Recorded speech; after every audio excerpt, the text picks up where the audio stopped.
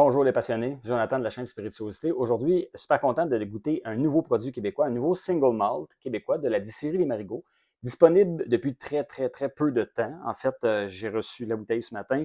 Je l'ai acheté en pré-vente. Il y a quelques semaines, ils offraient là, par leur courriel, la distribution courriel, l'opportunité de mettre son nom pour obtenir une bouteille de leur tout premier single malt, leur premier whisky en fait, l'opus numéro 1. Voilà. Fait que, si vous ne connaissez pas la distillerie des Marigots, c'est une distillerie située en Gaspésie, dans la ville de Caplan. C'est une distillerie familiale. Elle a été fondée en 2019, 2020, le premier produit, là, pardon. Et puis, et voilà, c'est artisanal, c'est petit, ils sont très concentrés sur les aromates locaux. C'est super bien. Ce whisky-là aussi, c'est très québécois. L'orge québécois, distillé, fermenté, tout était fait au Québec.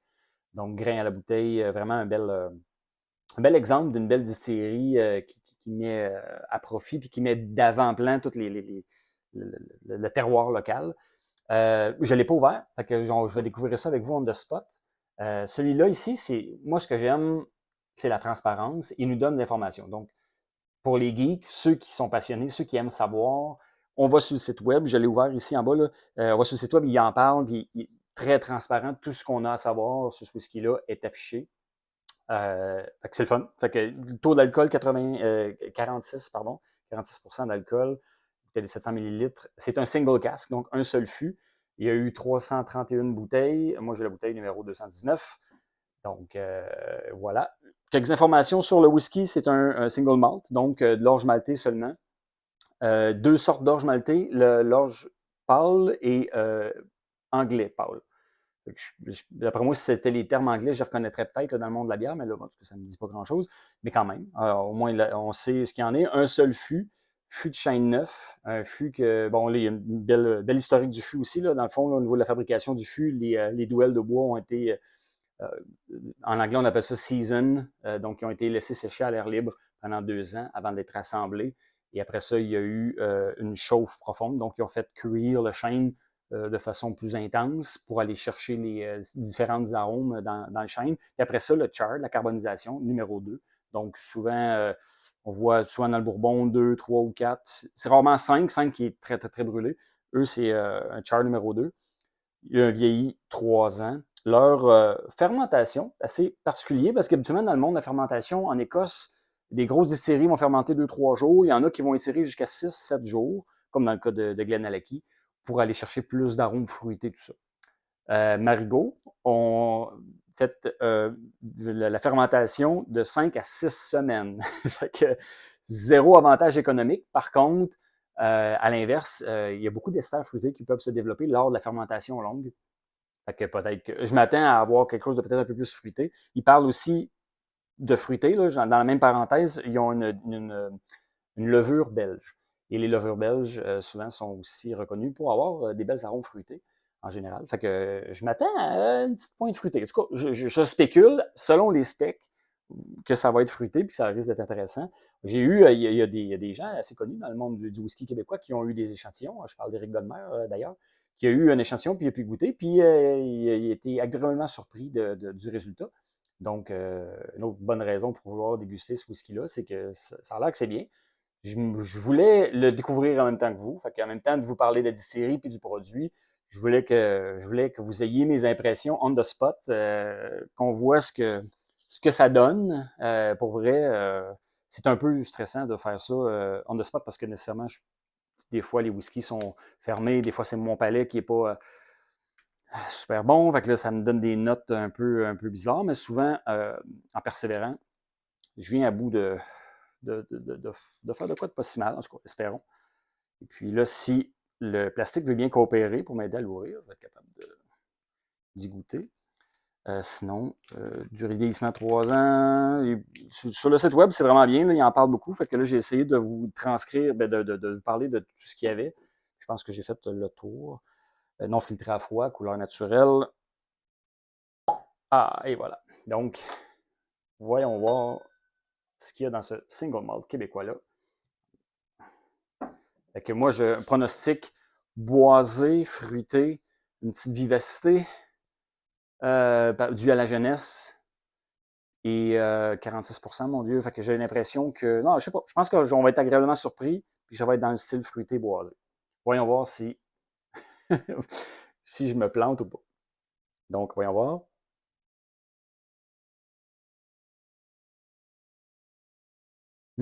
OK. Un nez riche, dense. J'ai eu comme une impression de mélasse un petit peu au début. Donc, une caramélisation assez prononcée. Mais oui, c'est fruité, mais j'ai l'impression que je sens quand même pas mal le charbon aussi du baril. La couleur est quand même assez foncée, fait que fût de chêne neuf dans les single malt, chêne neuf souvent c'est très c'est utilisé dans le bourbon. Fait qu'on est habitué d'avoir un bourbon qui goûte le bois puis que le chêne est présent. Single malt, c'est vraiment pas tous les single malt qui sont faits dans un fût de chêne neuf. Donc c'est des arômes qu'on est moins habitué de marier avec de l'orge maltais, 100% orge maltais. Fait que, mais j'en ai déjà goûté, puis il y a des très bons produits faits avec des fûts de chêne neuf dans le single malt. Dans ce cas-ci, la caramélisation du chêne est dominante.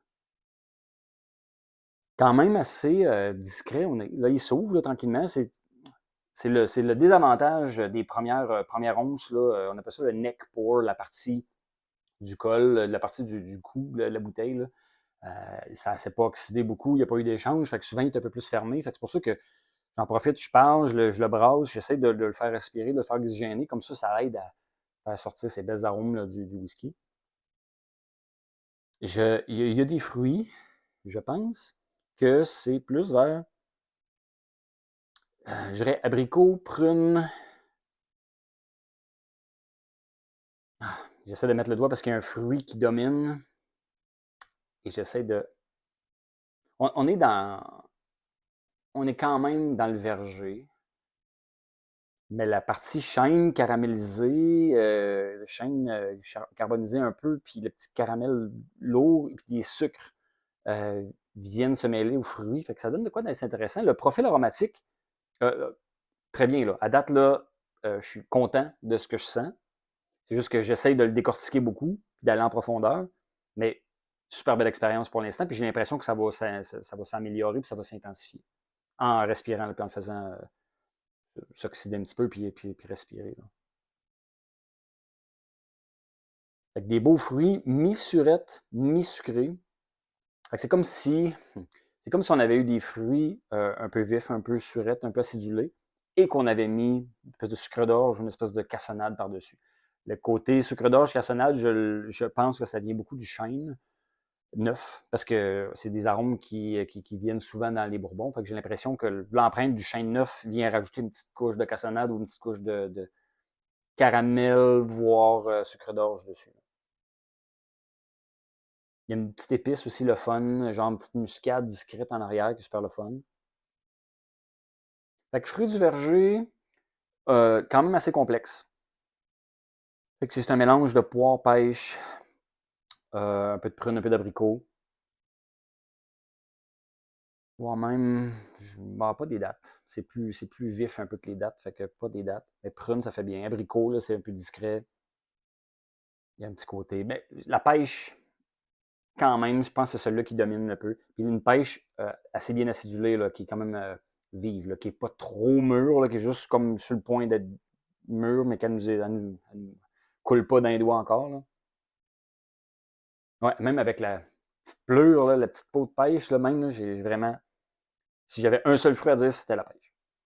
Le chêne est quand même. J'ai la partie que je disais un peu là, carbonisée du chêne, mais c'est pas. C'est le petit côté sucre de chêne, là, ceux qui travaillent le bois là, ou qui font chauffer du bois, là, des fois on sent, en tout cas c'est typique au Bourbon. Il y a comme une note très très précise qu'on a des fois dans le Bourbon, côté sucré qui est là. Sinon, le chêne se présente aussi un petit peu comme un bois d'église, voire un petit peu épicé. Mais le nez est vraiment le fun. Le côté fruité, super bon. Avec le chêne, à date, le nez est magnifique. Là, j'ai pas le choix. Faut qu'on plonge. Santé.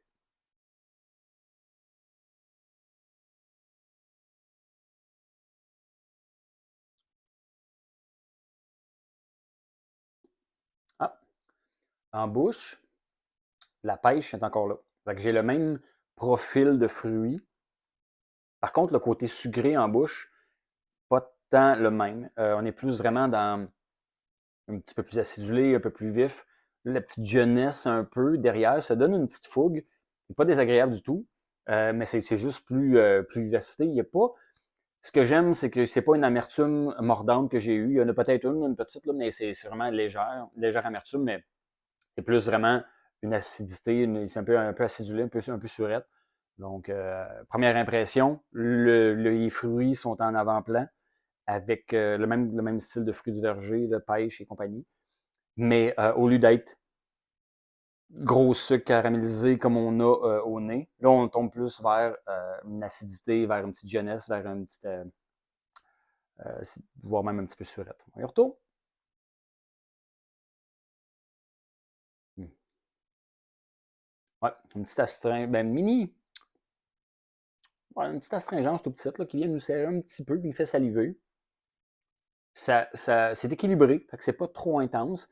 L'acidité est là, est bien. Fait qu'on a un peu plus agrumes qui domine un peu plus mais c'est comme si la pêche de tantôt que j'avais, là, est un peu moins mûre en bouche. Ça peut vous aider à visualiser, là, à imager un peu ce qui se passe. Là.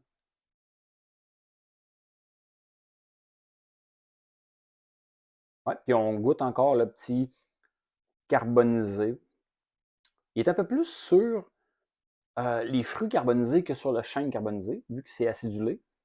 Mais on a encore là, c'est vraiment une corrélation avec ce qu'on avait au nez là, qui était comme un peu carbonisé. C'est juste que le profil est un petit peu différent, mais on voit qu'on est encore. L'influence du chêne neuf est indéniable. L'influence de la carbonisation du baril est indéniable. Wow, peut-être as-tu un petit côté amande? Ouais, une petite amertume d'amande tout petite qui est là. Euh, Côté texture, je ne suis pas le meilleur pour décrire la texture.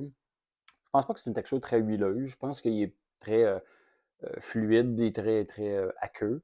Correct. Moi, je suis pas un gars de texture beaucoup, mais dans ce cas-ci, ça me dérange pas. Là. Euh, L'arrière-bouche, fin de bouche, assez, encore une fois, acidulée. On est dans pomme verte un peu, pêche encore assez mûr, fait que la petite acidité reste en arrière. Final, je commence à l'avoir. Final est pas tellement chaud, mais une petite chaleur qui reste quand même, puis je l'ai encore. Fait que tu sais, la moyenne à moyennement longue sur les fruits, encore sur les agrumes, puis tout ça. Fait que première impression, je suis content. Première impression pour l'opus numéro 1 de Marigot, de la distillerie des Marigots. Vraiment, je suis content. Je suis content que ça soit agréable. Je suis content que ce soit bon. Je vais revisiter à quelques reprises parce que j'ai l'impression qu'il va gagner un petit peu à respirer, là, juste pour se désengorger là, des vapeurs d'alcool. Pas qu'il était dérangeante. Ah, j'ai un peu de céréales grillées. Ouais, excusez. J'ai eu un autre arôme qui m'a popé en revenant. Fait que je pense qu'il va gagner un petit peu à respirer. La petite jeunesse, la petite vivacité va se tamiser un petit peu, puis ça va être juste encore plus agréable. Et voyons voir si le palais aussi évolue avec le temps. Mais présentement, le beau single malt pour 3 ans. Bien, bien content qu'il y ait un bon produit comme ça si jeune. L'âge de 3 ans ne doit pas vous empêcher là, de le découvrir parce que c'est bon.